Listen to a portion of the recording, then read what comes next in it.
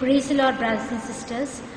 What I was really touched with what a brother told was, when you sit to pray, it is Jesus who prays.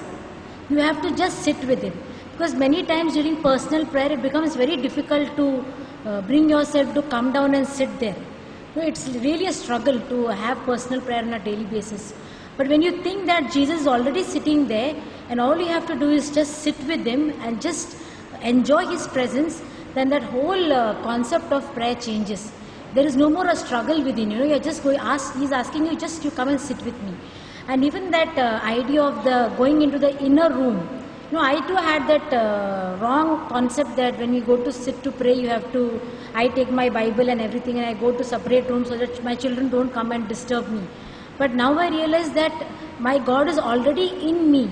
I have to look within myself. And very often during personal prayer, I had this experience of what brother says, that there is that darkness. I can't, there is no image or anything coming in front of me. But I used to think my prayer is hopeless because I'm not getting any image of Jesus or anything of any figure of the Holy Spirit. But I now realize that that is actually experience, because after these moments I did experience the peace of Christ.